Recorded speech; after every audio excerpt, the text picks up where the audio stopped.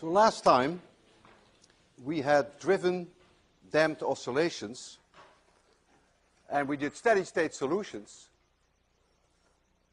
and the steady state solutions have no adjustable constants, and that is strange because at time t equals 0 I can put the object at a certain position and I can give it a certain velocity, and so I have two free choices, and yet those free choices did not show up in our steady state solution.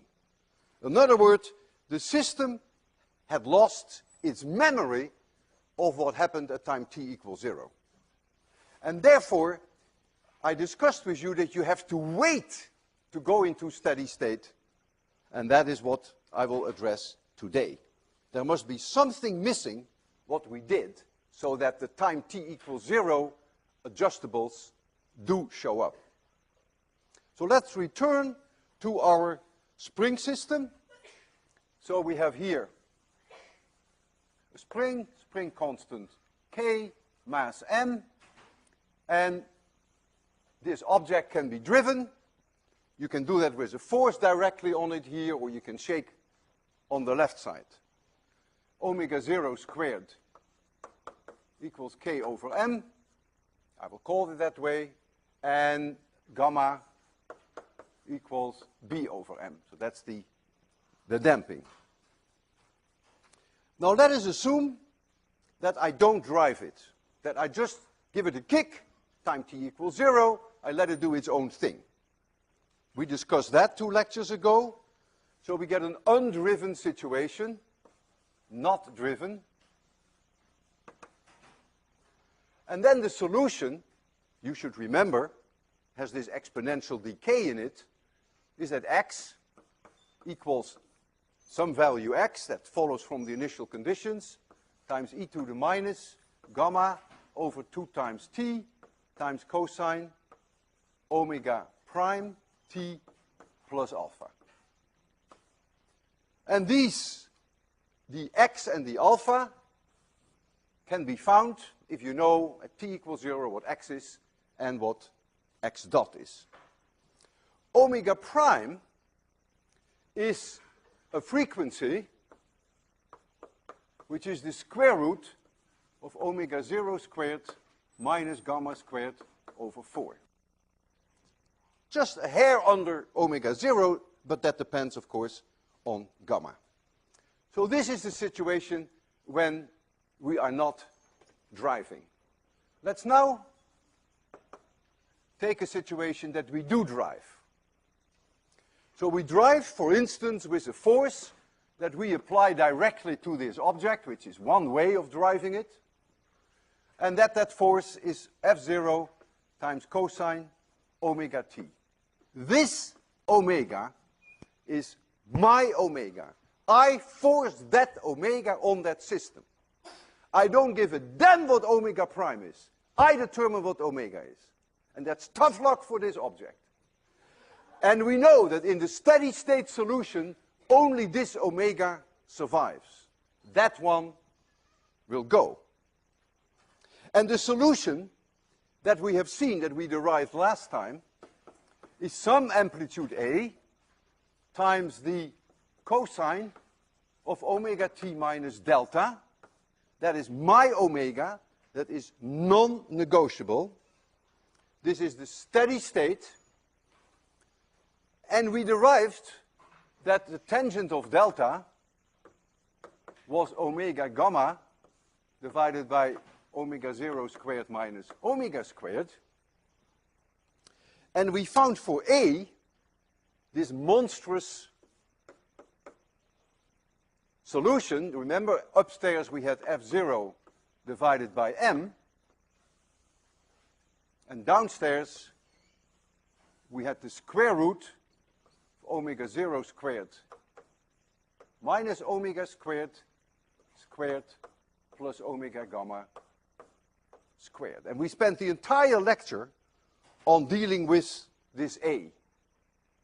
We changed omega, and we evaluated omega equals 0, omega at resonance, omega at very high values. There is no adjustable constant in this solution. but there was one in that solution.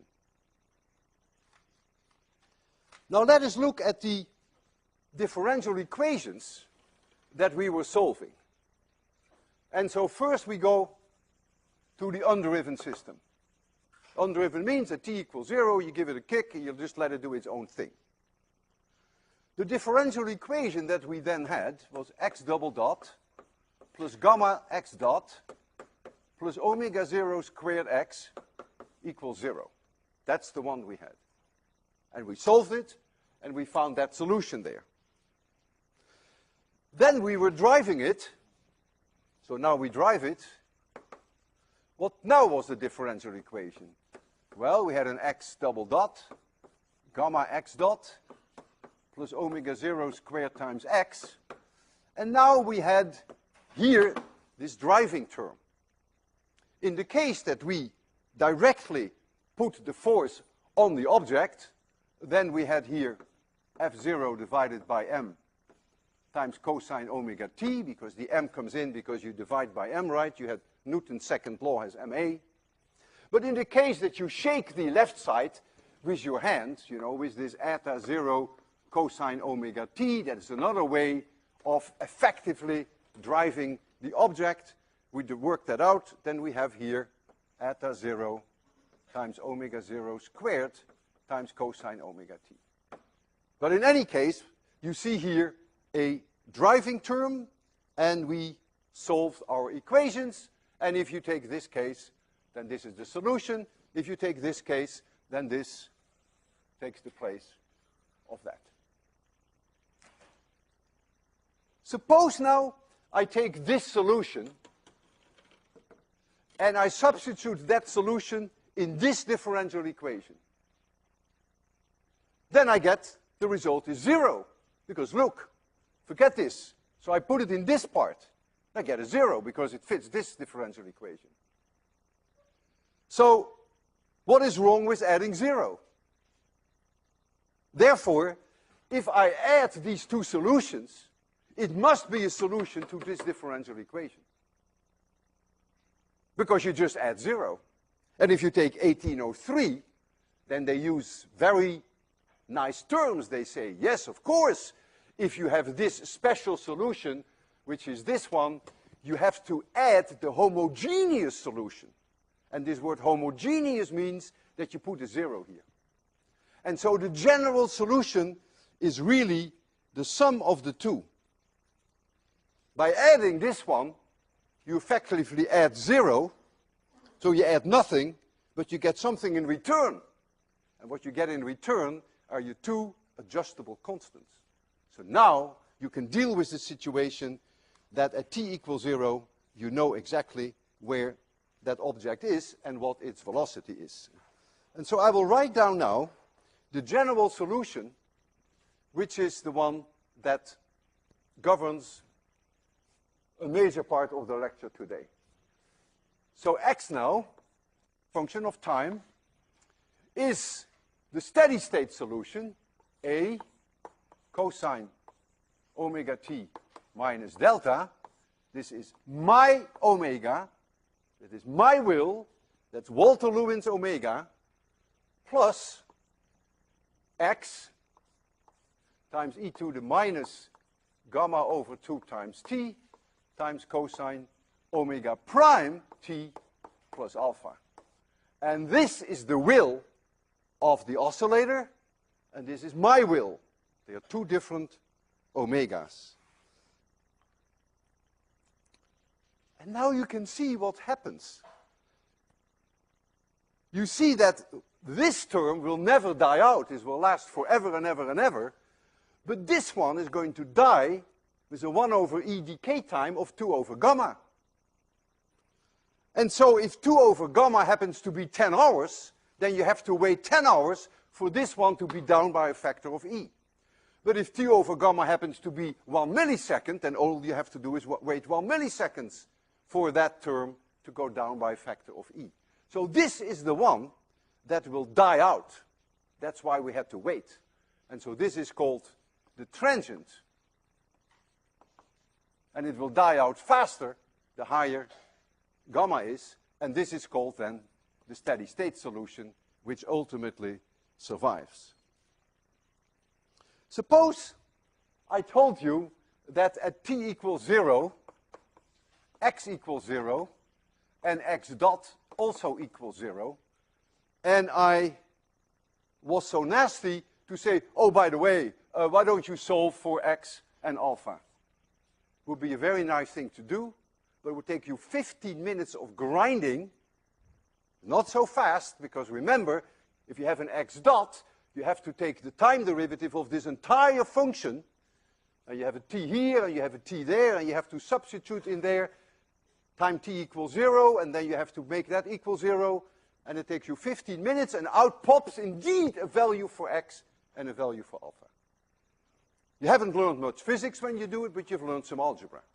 And so I've decided not to spend my time on doing that. But in principle, you must agree with me now that if I specify the initial conditions, I don't have to call this 0, I can call this x0, I can do anything I want to, I can give x dot any value I want to, then I get unique values for x and for alpha, and that is ultimately then what the solution is. I must add the two.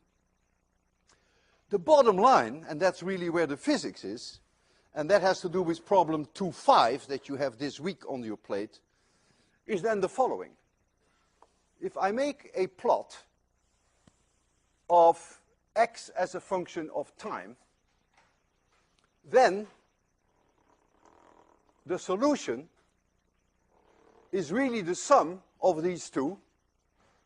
This is the steady state solution, which has an amplitude capital A, which is non-negotiable. It's nothing to do with the initial conditions. It has its own omega, Walter Lewin's omega. So let's assume that this is the period t. And so out of that pops a nice sinusoidal curve. Let me put it in here. And this never changes. This goes on forever and ever and ever. And this here, this time t, is 2 pi divided by omega, my omega. However, there is also this one, but this one dies out. And so I will now put in some kind of a exponential decay, something like this.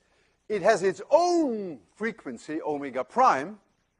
I can choose anything. I can make omega larger, omega prime larger than omega. I can make it smaller. So I just pick one.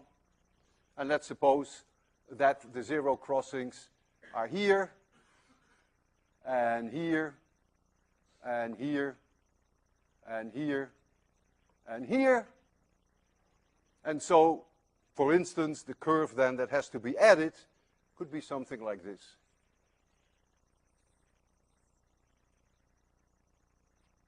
And this time is t prime is 2 pi divided by omega prime. And so you see that the sum of the two, which I will not try to sketch, is the solution, but it is the pink one that's going to die out. And that's why you have to be, sometimes you have to be patient. Except if it is 1 millisecond, 2 over gamma, you don't have to be very patient. Now let us look at the situation that, and I can arrange that, and I'm going to arrange that omega and omega prime are close together. I can choose that. The system cannot choose omega prime. System is stuck. This is omega prime. System has no choice. But I have a choice. I can make omega any value I want to. So I can make it very close to omega prime. What do you think is going to happen now? When I turn this system on, all of a sudden, the driver, and my omega is very close to that omega prime. It's true that the transient will die out, but let's say we take a system with a pretty high Q. So it doesn't die out so fast.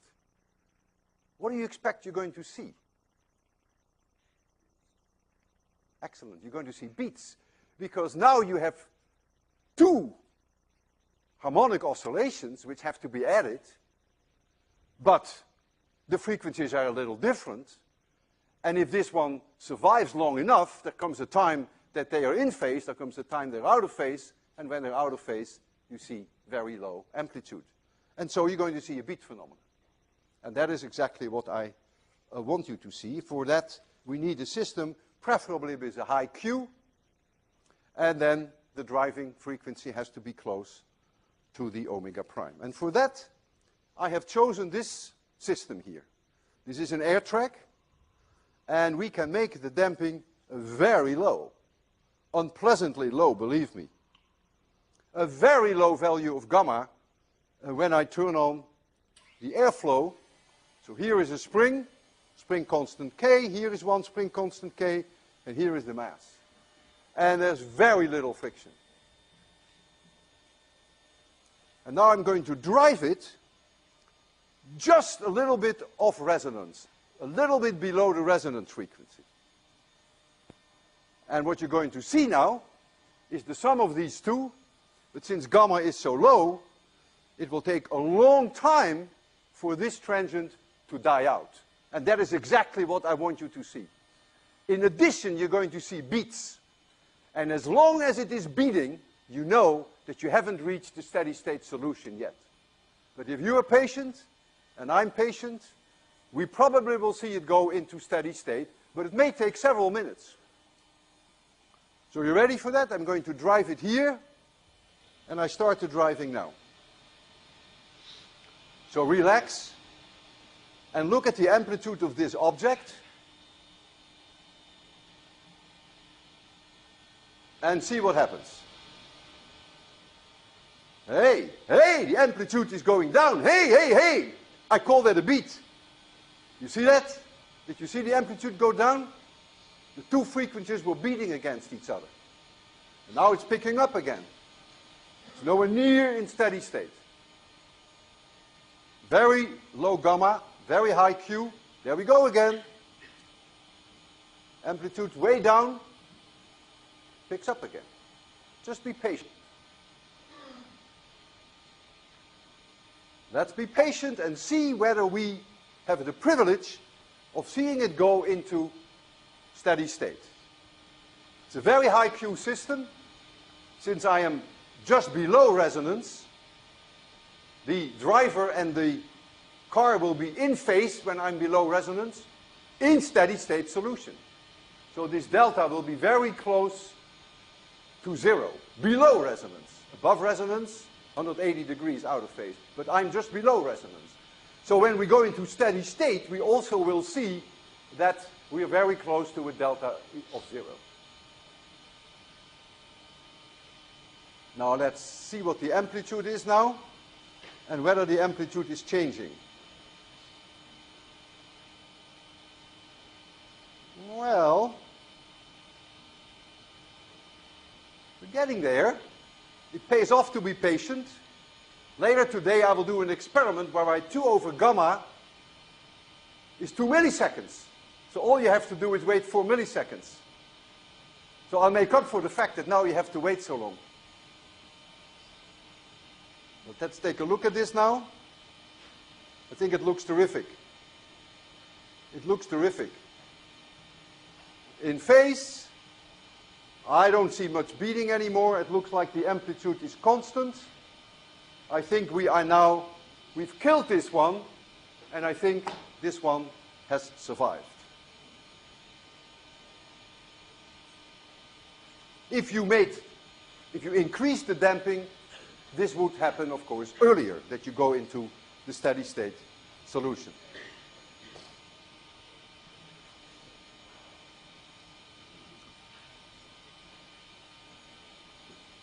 Looks great. I don't see any change anymore in the amplitude, so that's the A that you have there, capital A, and they're nicely in phase. It's a very high Q system, so the change to go from delta 0 to delta pi over 2 at resonance takes place over an extremely narrow range of frequencies, so they're still in phase. All right.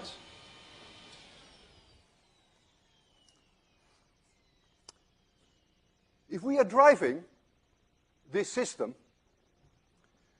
with a force, say directly on the object, F0 cosine omega t, then in steady state there is energy dissipation because there is friction.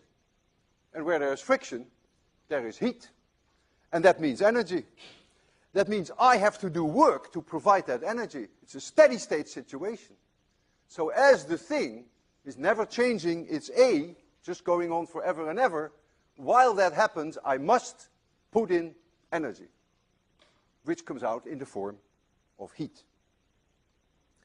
So let us return to the good old days of 801. And I want to remind you that work is the dot product between a force and a displacement dx. It's a dot product. It's a scalar work. A little bit of work is done by this force if it moves over a distance dx. If the two are perpendicular to each other, then no work is done. Satellite into circular orbit around the Earth, no work is done. And so now I can calculate what the power is, because the power is dW dt, how many joules per second I have to put into the system. And so, if I take the derivative, time derivative, then I get F dotted with V, because the x dt is simply the velocity. Now, if I have a one-dimensional system, and what I mean by that is that the force is either in this direction or in this direction, and the velocity is either in this direction or this direction, that's what I mean by a one-dimensional system, then I can delete the dot, and then the signs will automatically take care of the direction. A minus V is then this, a plus V is that, and same for force. So I can kill the dot. So now, I have to know what the velocity is in the steady state solution. Well, that's easy, because I go to the steady state solution here, and I calculate what x dot is. So I put that here, x dot, which is V. So the derivative of cosine omega t is minus omega times the sine. So I get minus omega times A times the sine omega t minus delta. But that's the velocity. But I know what the force is, that is F0 cosine omega t. So there we go, F0 cosine omega t, but I'm going to put these in also now. So I get omega A, and then I put in the cosine omega t, and now I'm going to put in this one, the sine of omega t minus delta. So take a deep breath. F0 cosine omega t is the force. See that there? And the velocity has been derived from the first derivative of the steady state solution. Gives me a minus omega A sine omega t minus delta. Now this, what we have here between brackets, can be written as the sine of omega t cosine delta minus the cosine omega t times the sine of delta. So what you see here between brackets is the same as what you see there. Am I really interested in knowing every moment in time what exactly the power is? Not really. Most of the time, I'm really interested in knowing what the average power is that is required to keep the thing going. Average, over one oscillation or over hundreds of oscillations. That's really what I'm interested in, not necessarily the instantaneous power. In other words, most of the time, my interest is really in what this is. That is the time averaged value. And think of it as being one oscillation, that is fine, but you can think of it also as days. Now, I need some experts in the audience. I see here a cosine omega t, and I see here a sine omega t. What is the time average value of that product? The time average value between a sine omega t and a cosine omega t if I average it over 1 cycle or 2 cycles or 3 cycles. Come on. High school, yeah. What is the time average of sine omega t times cosine omega t? Time averaged over 1 period. 0. This one times this one, time average gives me a 0. If you don't believe it, go back to high school, ask your high school teacher, he will agree with me. Here I see a cosine omega t, and I see a cosine omega t there. What is the time average of cosine square omega t? Ah, you guys are waking up, it's 1/2. So therefore, for this product, I can write 1/2. And so now we get, notice there is a minus here. And so this minus picks up this minus, so it becomes a plus. So I get F0. I get the 1/2 that is here. Then I get omega. I get my A. And I get the sine of delta.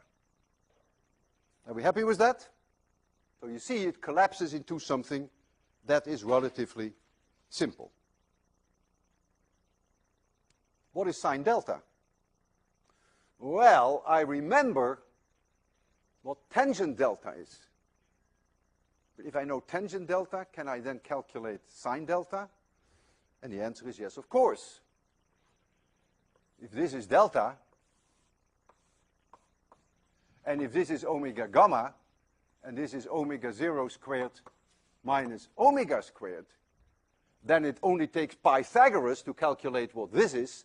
And so I know that the sine of delta must be omega gamma divided by the square root of omega 0 squared minus omega squared plus omega gamma squared. So yes, I do know what the sine of delta is.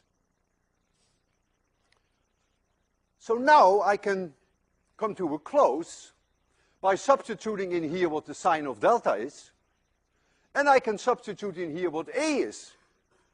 Here is A. You know what is nice? Look at the downstairs here. It's the same as the downstairs there. So if I multiply them, the square root goes away. So, if I can write down now what P average is, let's go slowly. So we get F0 divided by 2. I get an omega. I will go to the A very shortly. I will first pick omega gamma here, which is my sine delta. So that makes this a square, and I get a gamma. And now I turn to the A, which is an F0 over M. So I get a square here, and I get an M here. And now I get this downstairs times this downstairs. The square root disappears, and so I get omega 0 squared minus omega squared plus omega gamma squared. Almost end of story. I'm going to rewrite it a little, and Tony French in his book rewrites it in, again, a different way. He loves to work with q's. He puts the q's in there. I'm going to divide upstairs and downstairs by omega squared. And when I do that, I get F0 squared. I get a gamma here. I get 2m here. And then I get here omega 0 squared divided by omega minus omega squared plus gamma squared. That's what I get. That's not the only way you can write it, but that's one way you can write it. Let me check that. I have f0 squared, I have gamma, 2m here, and we have this downstairs. So the time has come now to try to see through this equation. Remember last lecture we spent the whole lecture not to look at this dumb equation, but to see through it. And we were able to see through it, see all its idiosyncrasies. Let's look at the idiosyncrasies of this average power over one cycle or a multiple of cycles. Well, let us first make gamma infinitely large. Don't look even at the equation. Gamma infinitely large. That means there is an infinite amount of friction. System never gets going. There is no way that it will ever move. So clearly, the average power must go to 0. And indeed, you see that. The gamma is downstairs. If gamma goes to infinity, power is 0.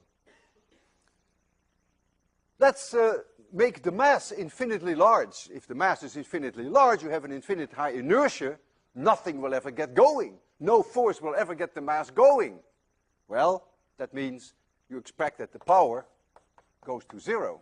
And indeed, you see here, if m goes to infinity, the power goes to 0. Let's say the force goes to 0. We are not even driving it. Well, if we're not even driving it, I hope you will agree with me, you don't have to put in any work, right? Nothing gets going. So clearly you expect then that the power will go to 0. And indeed, if f0 goes to 0, you see that the power is 0. Suppose you make omega 0. So that means there will never be any velocity. You never pick up any velocity. It takes infinitely long. Omega is 0. So clearly, if nothing ever moves, the power will go to 0.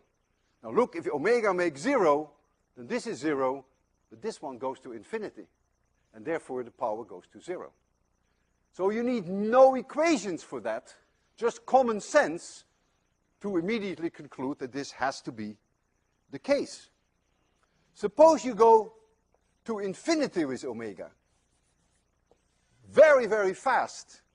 Well, if you go infinitely fast, because of the inertia of the system, it can never react, can never get going, so I would predict that then the power must go to 0.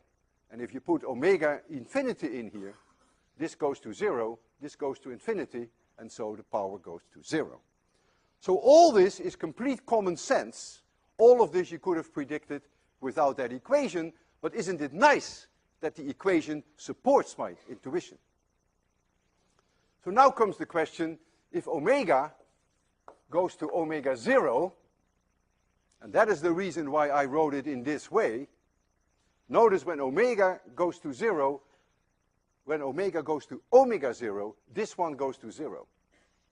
And therefore, that is the frequency at which the average power is the maximum ever, can never be any higher. Because it's independent of gamma, right, my omega. So, and when omega equals omega 0, we reach the maximum value for power. We can never go any higher. It's exactly at omega 0. And this is 0. You lose one gamma. And so you find that this value then becomes f0 squared divided by 2m gamma. And you can write that, rewrite that a little bit. I do that because Tony French likes Q's. And so I write it with a Q in there. Q is, remember that Q is omega 0 divided by gamma. So I can rewrite this as Q times f0 squared upstairs. So I get the Q in there, which is always nice, divided by 2m omega 0. So this is the same thing.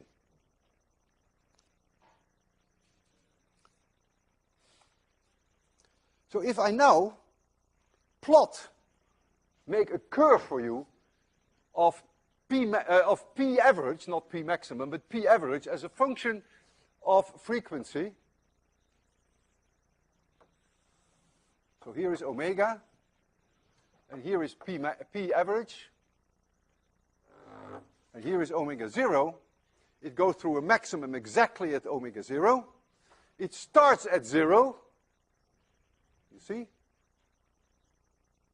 and it ends at 0, and it sweeps up to a maximum, and then it goes down again.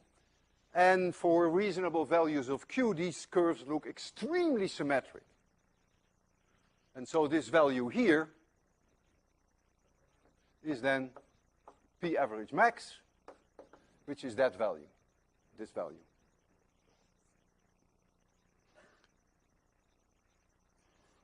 If we look at the width of this curve at half maximum of the power, so this is 1/2 times P maximum, then you can show, and it is not so difficult algebraically, but I will not attempt it. You can show that the width at half maximum is very close to gamma. Remember, gamma and omega have the same units, 1 divided by second. In other words, if you go to half maximum, this point here is omega 0 minus gamma over 2, and this point here is omega 0 plus gamma over 2. And so you see immediately, which of course makes sense, that if gamma is very small, that the peak gets very narrow. And if gamma is very high, the peak gets very broad. That's intuitively quite pleasing. High Q systems, very narrow peaks. And that's the way that Tony French likes to plot his data. I will show you that on the overhead here. This is just a picture from your book. What Tony does here, he plots not omega here, but he plots omega divided by omega 0. So that means the resonance is at 1. And he doesn't plot the average value for P here, but he plots it into strange units, into the unit F0 squared divided by 2m omega 0. So now he effectively can compare the vertical axis with the Q value, because he likes the fact that it is Q times higher than something. And he has plotted this in terms of that something.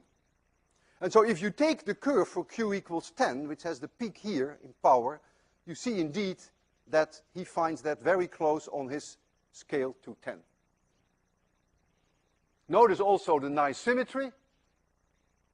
And you see for lower values of Q, which are curves here, that indeed the peak gets broader.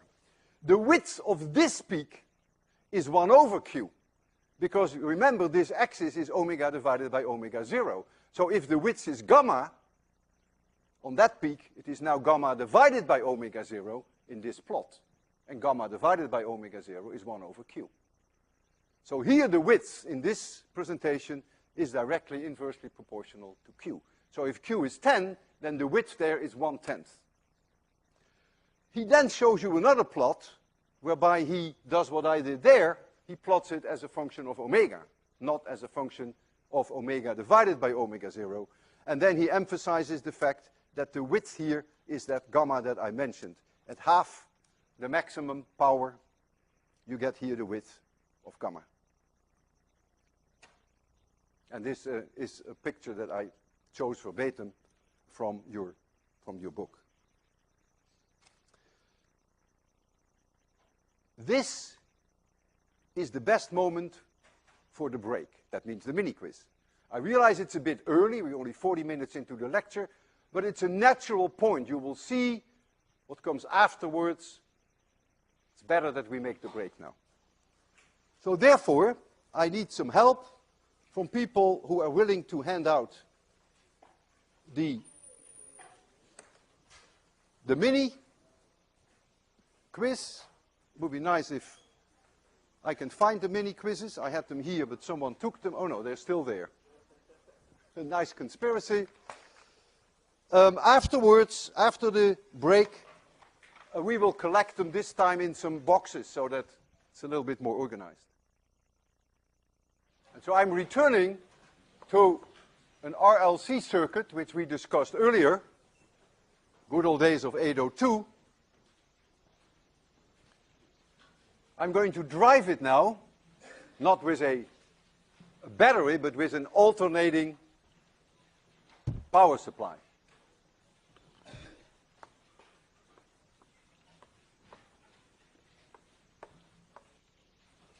V0 cosine omega t. Yeah, put it in here. Thank you. So here is the circuit. Resistor R, self-inductance L,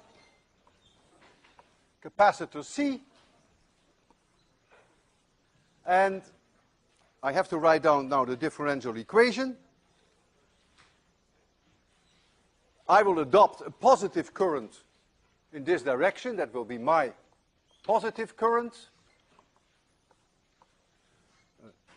The charge here on this right plate I will call Q, and therefore by that definition I is then dq dt, sign sensitive. I call the potential difference over this capacitor in going from the right side to the left side, I call that V of C. That then is Q divided by C. All of that is sign sensitive. I go around this circuit and I want to calculate the closed loop integral of E dot dl, and that closed loop integral of E dot dl is not zero, which many books tell you, even many professors tell you. It is not zero, but it is minus d phi dt. This is Faraday's law, and this runs our economy. Because of a magnetic flux change in closed loops, we can generate induced EMFs which run our economy. Look at the lights. Luckily, this is not zero. This phi is the magnetic flux that goes through a surface, any surface that you can attach to this closed loop. So I've done this before, so I can do it a little faster. I go from here to here, so that is IR. There is no electric field inside this ideal self-inductor because a superconducting wire cannot be any E field. So that is zero going from here to there. When I go over the capacitor, I get my VC.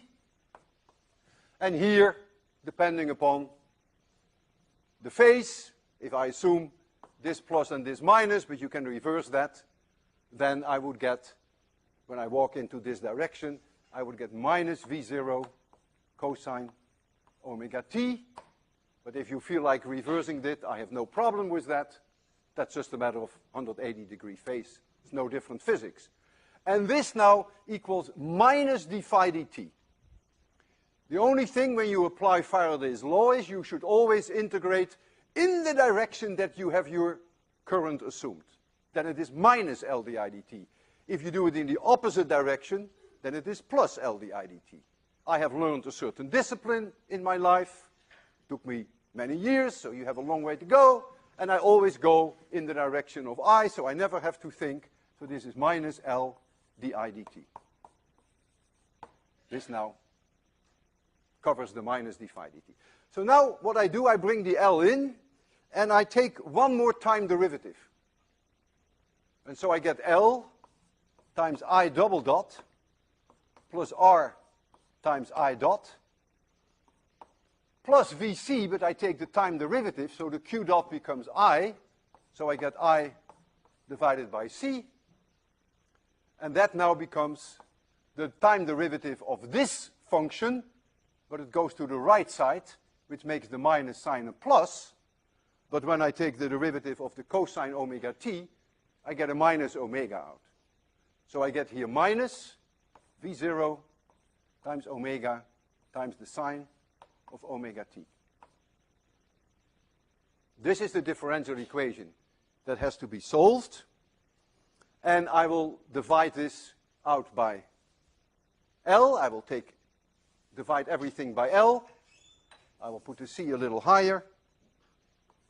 And so with R over L gamma, and with omega 0 squared equals 1 over LC, this becomes then I double dot plus gamma times I dot plus omega 0 squared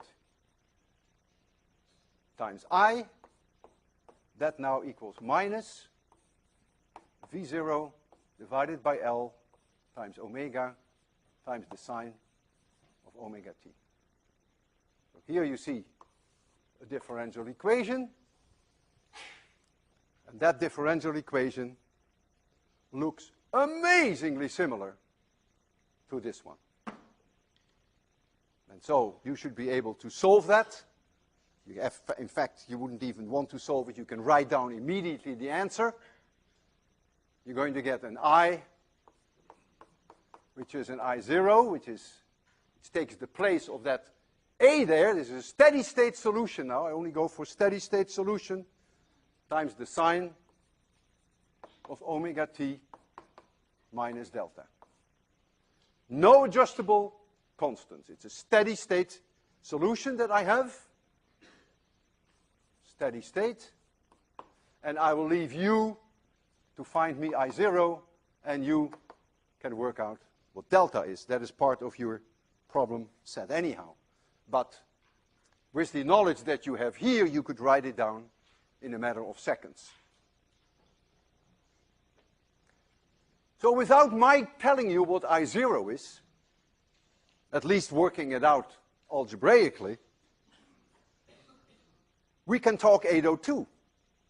And then we can make all kinds of predictions without even looking at the equation. So that's interesting. So everything that I'm going to tell you now, I do without knowing what I0 is. And it better work out that way. Suppose I make omega go to 0. Remember 802? Remember the word reactance? That a capacitor has a certain reactance, which is 1 over omega c, which has units of ohms. And if omega goes to 0, this reactance goes to infinity. No current can ever flow.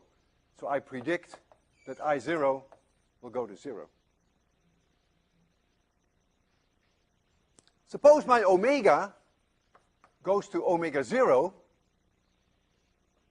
Now your memory may fail you here on 802.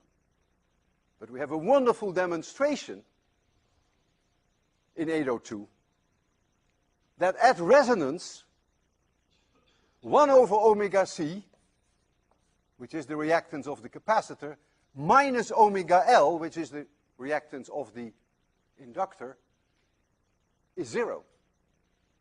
That determines actually the resonance. And when this is the case, perhaps you remember that the system doesn't even know there is a capacitor, and it doesn't even know there is a self-inductor. The two, at all moments in time, exactly cancel each other.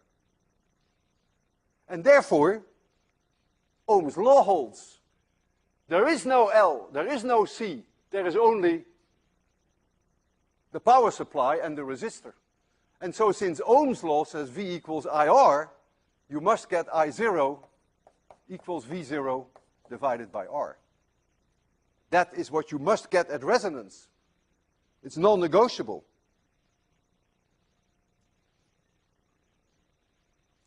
Now if omega goes to infinity,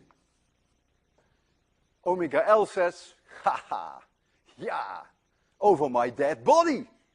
No current ever.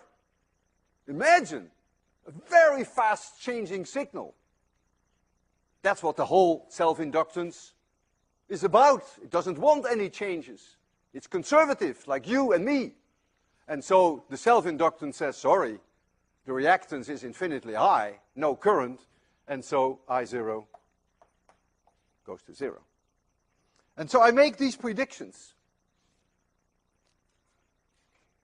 And that's always nice that you can use some knowledge to make predictions without even having ever looked at this differential equation. Any of these predictions I made did not come out of my knowledge of that differential equation.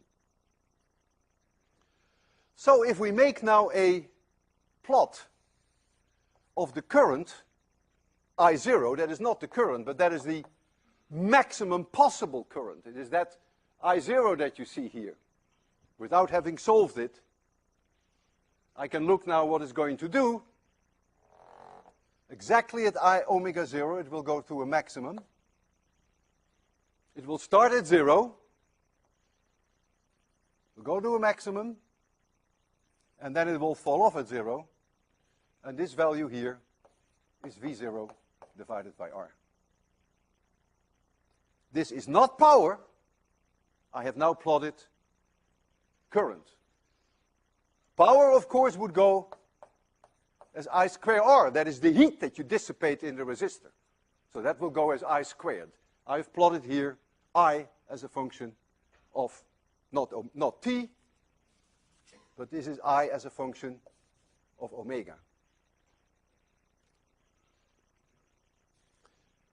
You know, when you catch an error that I make, you get partial credit for this course. So please, when you see me make a mistake, scream. So this is omega, and here is 0. And this is what I want to demonstrate now. I'm not going to show you I0 only, but what I'm going to do is the following. I'm going to show you what I is as a function of omega. Here being the resonance. Let us suppose I pick this omega. Well, then this is my solution. So yes, the amplitude is I0, but here's the sine omega t minus delta. So all you will see then is this. Plus 0, minus plus 0. If I do it here, then it goes shh. And the demonstration that we have prepared for you is one whereby we will sweep omega from 0 to a value which I remember in terms of hertz is about 2000 hertz, and we'll do that in 1/6 of a second. And so what you see is, you see this as an envelope, which is the I0 envelope. But you will see this.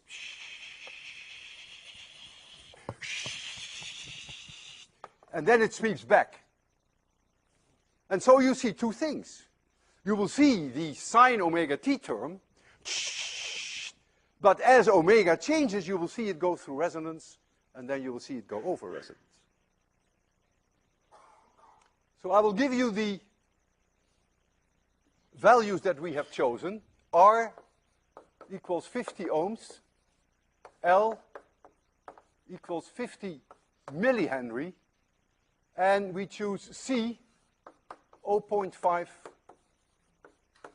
microfarad, which is substantially higher than what we did before. And we choose C so high because we want a low Q system. Omega 0 is now 6.3 times 10 to the third. It's in radians per second. So F0 is about 1000 hertz. And we're going to sweep it from 0 over 1000, which is resonance, to about 2000, and then we sweep it back. And so the Q of this system, which is omega 0 divided by gamma, is about 6.3. And what the V0 is of that circuit is not so important. But it is 4 volts, but that's not so important. And what we're going to show you We measured the potential difference over a very small resistor, which is somewhere in that circuit, 1.7 ohms, I believe. And so that potential difference over that resistor is IR, and R is a constant, and that's what we're going to show you. So we're going to show you something that is directly linear proportional with I. It's not power, it's I. If you want to know power, you have to square it. I square R is the power. And we're going to sweep it in 1/6 of a second this way and 1/6 of a second back. Why did I only take into account the steady state solution? Why don't I have to also include the transient solution, which, with this experiment, took us 5 minutes to finally arrive at the steady state solution? Why am I leaving it out? I can't hear you. Where's the sound coming from? Yes. What is 2 over gamma, which is the decay time? 1 over E decay time. What is 2 over gamma? Oh, I didn't write down what gamma is. Gamma is 1,000. Gamma is R over L, right? Gamma is R over L is 1,000. So 2 over gamma, which is the 1 over E decay time, is 2 milliseconds. Or another way of putting it is that in about 2 oscillations, I am down by a factor E. Remember, Q over pi oscillations will reduce the amplitude by a factor of E. So in 2 oscillations, already the transient phenomenon is effectively killed. And so I don't have to take it into account. You won't even notice it. So I told you earlier, when the decay time here was very long, I'll show you another experiment where the decay time is extremely short. While I'm at it, the experiment is set up there, and you will see it here. I'm going to make this 100 ohms. I'm going to double it to show you that this point will exactly go down by a factor of 2, because remember, the peak is V0 divided by R, and I'm not changing V0. And so when I double R, you will see it come down to here, and you will see it get broader. And then I will go to 150 ohms. That's easy to do for us. So we go to 150 ohms. So at 100 ohms, the Q is 3.15. And at 150 ohms, the Q is 3 times smaller. It's about 2.1. So at 150 ohms, it will be 1/3 of this height, somewhere here. And the peak will be broader. And all of that you get today very easily by changing the resistance. Again, this is not power. Power is I squared times R. This is simply the current. All right, I will give you the correct light setting because we have to make it a little darker. And then and there it is. So notice the vertical oscillations go so fast that your eyes cannot even follow them, but that's the sine omega t. And then when it sweeps over resonance, you see very dramatically this value, which is V0 divided by R. Now notice on the scale here that Marcos has set the I0 at resonance at 3 scale units. So it's nice when we go from R 50 ohms to 100 ohms, it should go down by a factor of 2, and you can check that. And when we go to 150 ohms, it should go down from 3 units to 1 unit. So you can quantitatively check this, and you will see that the curve gets broader because it has a lower Q. So now I will make it 100 ohm. You see, it's down by a factor of 2 from here to here. And you may have noticed that it also gets broader. And now I will go to 150 ohms. And you see it's down by a factor of 3. And again, it is broader. So this is an amazing way how with RLC circuits you can do wonderful things, because you can manipulate omega 0 very easily by changing L and C, and you can manipulate the driving frequency also very easily. So it is clear that systems respond strongly when they are exposed to their resonance frequency. We've seen that for pendulums. We've seen that for springs. We've seen it for a wine glass. And we've seen this now for an RLC circuit. So these systems at resonance absorb a large amount of energy per unit time out of the driver. I have here 2 tuning forks which have an extremely high Q. In my attempts to measure it, I concluded it's way larger than even 1,000. And they have exactly the same frequency, both 256 hertz. This one and this one. Both 256 hertz. That's the way they are designed. To a high degree of accuracy, to better than a fraction of 1 hertz. But the Qs are so high that if you were to plot, if you drive these tuning forks and you were to plot here this average power as a function of omega, then you would get something like this. It means you have to drive it exactly at the right frequency, otherwise it will not go into resonance. Well, we know how to get this going. You just bang it. That means you dump a whole spectrum on it. It picks out the frequency that it likes. And now I'm going to show you something remarkable. When this one generates 256 pressure waves, this one feels those pressure waves. And it loves it. Because it's just at the right frequency. And so it starts to oscillate. And so when I stop this one, you will hear this one. And that's called resonance absorption. Let's do that first.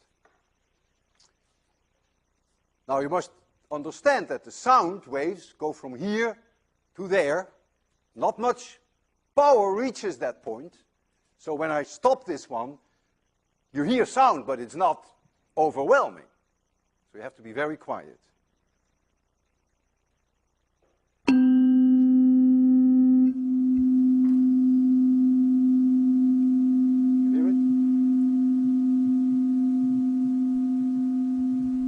And I can do the same by hitting this one, and then this one will start to resonate.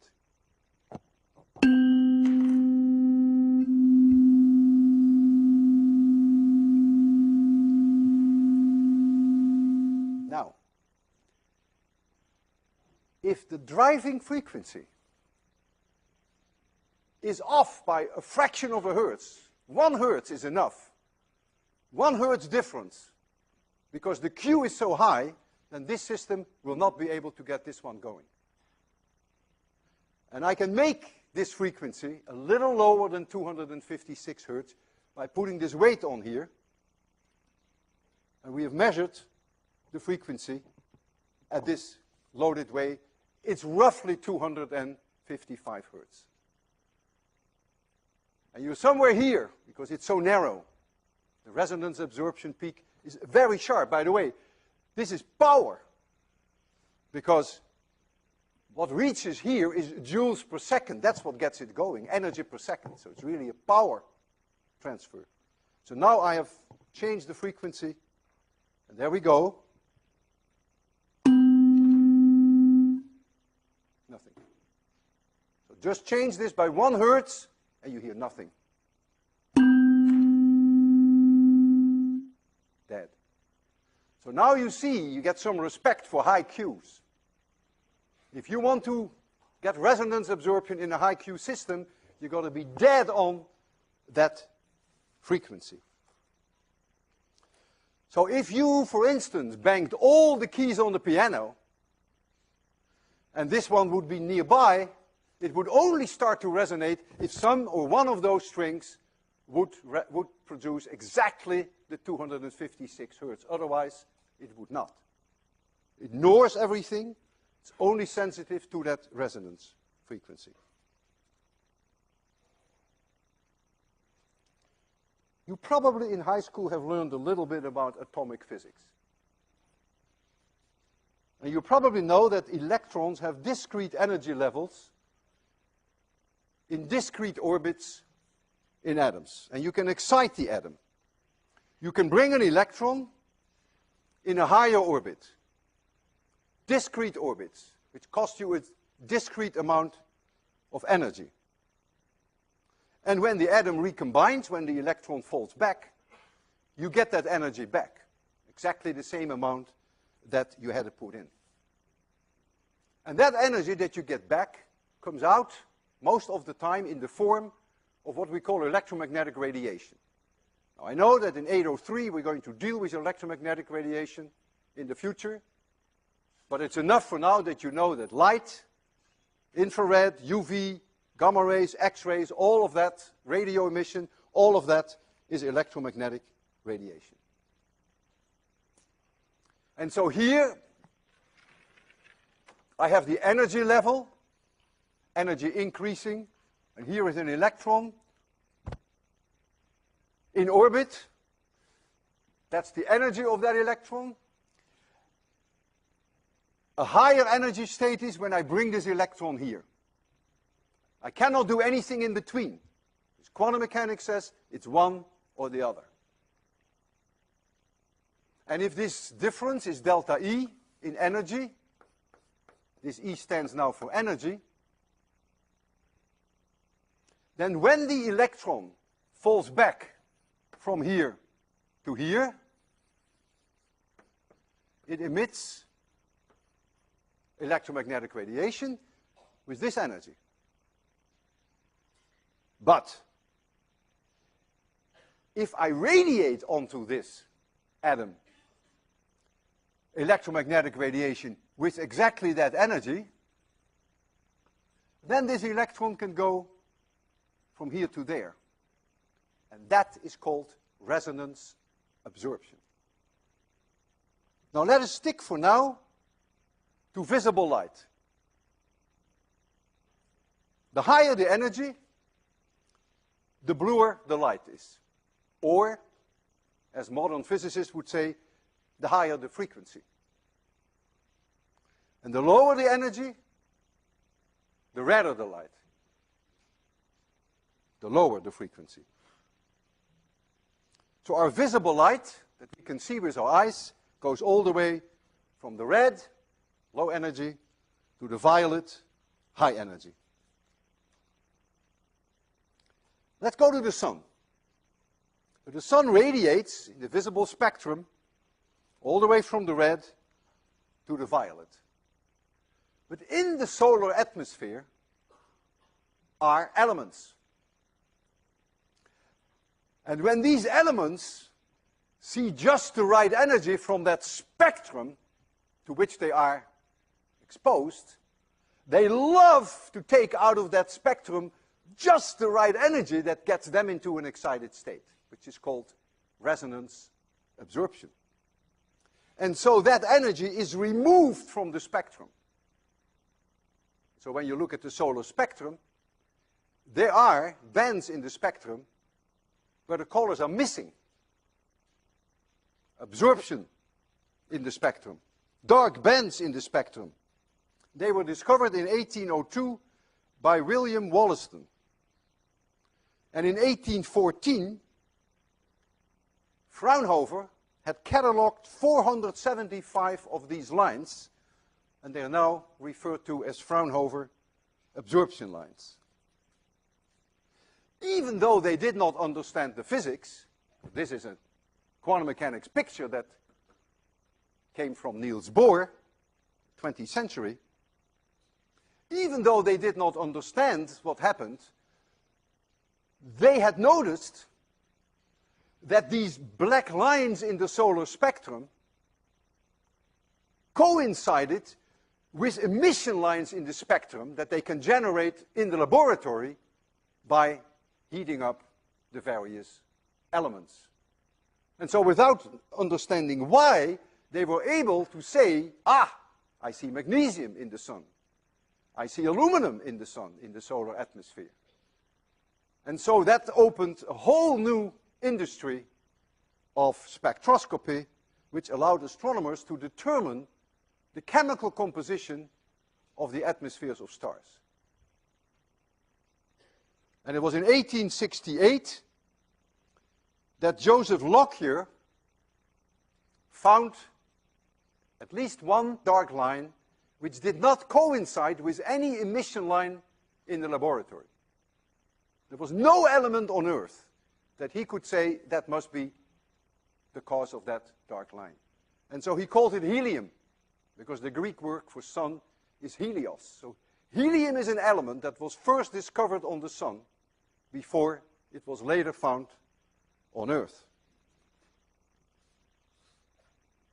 I want to show you resonance absorption on the scale of an atom. And the way I'm going to do that, the setup is here, is as follows. We have a carbon arc, think of that as being the sun, which produces a spectrum, a beautiful continuous spectrum. I will show you that spectrum all the way from the red to the violet. And then we have here a burner, and we're going to put table salt here on a grid, which dissociates the table salt, gives me sodium gas. That's what I want. Because sodium,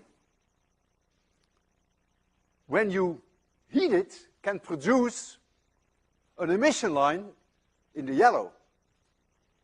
But if it can produce that emission line when the electron goes from here to there, it's the 11th electron, by the way, it's the most outer electron of sodium.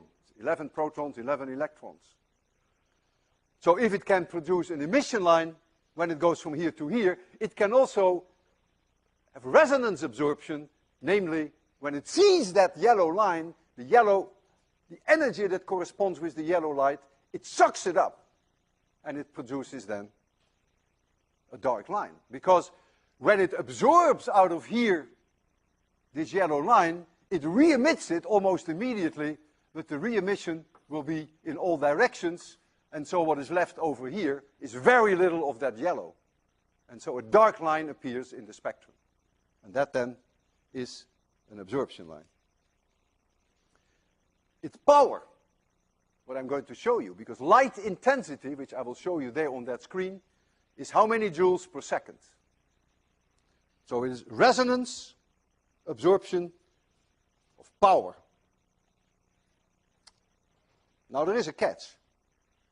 And the catch is that probably only you of here will be able to see it.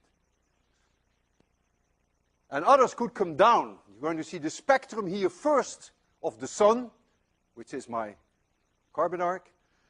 Then I will put in the sodium, and you will see an unbelievable, unimaginable, beautiful, sharp line, like a razor in the yellow. But you got to be close. So let's first, Marcos, if you manage to open the gas, he knows exactly where that gas valve is, then I will ignite it. We won't put it yet in the beam.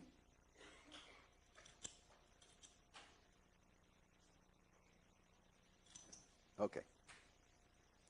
So we're going to make it completely dark. So here are the salt crystals. And we're going to show you the spectrum there. We tried actually to make you see it here on the TV, but that didn't work out well. Okay, so I'm going to turn on the sun. There's the sun. Okay, now we make it completely dark, and I will give you a minute or so for your eyes to adjust. So you see a spectrum here, and you see a spectrum there. How we do that is our problem. And you will know how we do that in a month or so, when you will learn about gratings. You will get a grating, actually, from us. There is a grating here, a wonderful piece of physics, which decomposes the light in colors, works way better than a prism, and you get one on the right side, and you get the mirror image on the left side. Look here, and let your eyes adjust. And then comes the moment of truth. I'm going to put in here now the sodium. Unbelievable.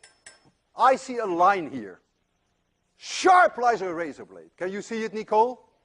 Isn't it incredible? Come closer, all of you, come closer. Look at that line. Come on, come out of your seats. Look at that line, and I will move the sodium out. Now I move the sodium out. And now I move it in again. And there it is. There it is. You see that? Isn't that amazing?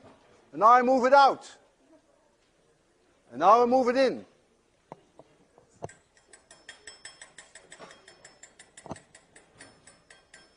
Isn't that a fantastic line? I can get it. Look at that. Look at that line.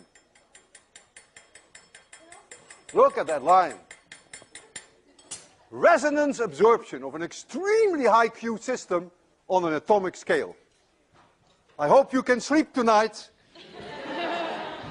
See you Thursday.